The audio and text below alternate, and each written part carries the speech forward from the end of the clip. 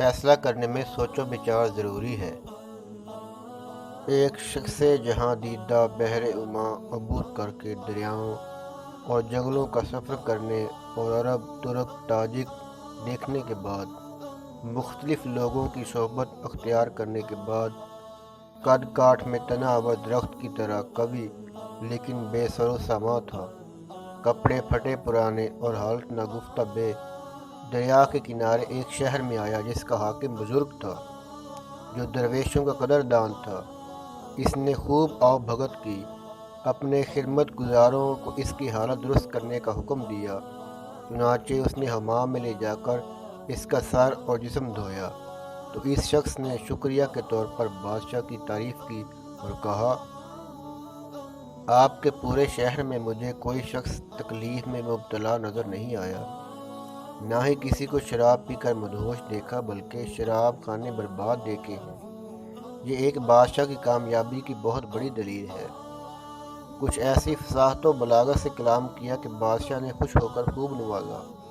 اس کا حسب نسب پوچھا، اس نے ساری حقیقت بیان کی، تو بادشاہ نے اس کو اپنا وزیر بنانے کا پروگرام بنا لیا، لیکن اس خیال سے کہ اگر جلد ہی اس کو وزارت کی کرسی پر بٹھا دیا تو ارکان دولت میری رائے کی کمزوری پر ہنسے گے۔ جو شخص سوچ و بچار کے بعد فیصلہ کرتا ہے وہ اہل علم کے سامنے شرمندہ نہیں ہوتا۔ اگر کوئی شخص نیک اور علم میں حضرت یوسف علیہ السلام کی طرح کا بھی ہو، پھر بھی سالوں بعد عزیز مصر بنتا ہے۔ جب اس کو پوری طرح آزما لیا اور ہر لحاظ سے باکمال پایا تو اس کو اپنا وزیر اعظم بنا لیا۔